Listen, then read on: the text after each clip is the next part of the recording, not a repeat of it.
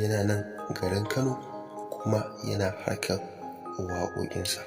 Sai dai kuma dukkanin alamu suna nuna cewa wato Kawu Ɗan Sarki ba wato asalin Bahaushe bane. Alamu sun nuna cewa wato Kawu Ɗan Sarki Bafulatani ne, domin idan kuka dubi ƙirar wato Kawu Ɗan Sarki sosai da sosai za ku tabbatar da cewa Bafulatani ne.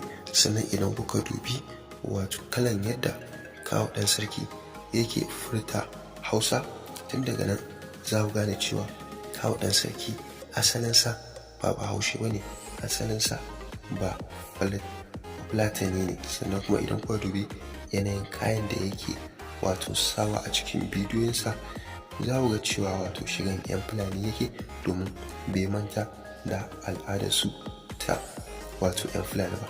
Wannan shine dalilin da yasa mutane da dama suke son wato Kawu Ɗan Sarki ne, duba da ganin cewa yana riƙe wato al'adarsu sosai da sosai, kuma wani lokaci yakan nuna wannan al'ada tasu a cikin bidiyoyin wato waƙoƙi da yake yi.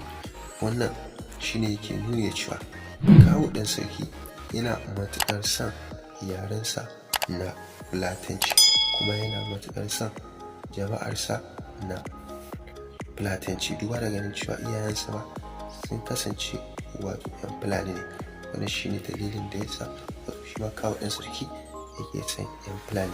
Sai dai kuma yanzu haka wato ya riga da ya shigo cikin Hausawa, kuma babu shakka Hausawa sun karɓe shi hannu biyu, kuma Hausawa sun yi mai rana, duba da ganin cewa yanzu haka a cikin Hausawa yake wato harkarsa, kuma yake sana'arsa, sannan kuma yake samun kuɗi.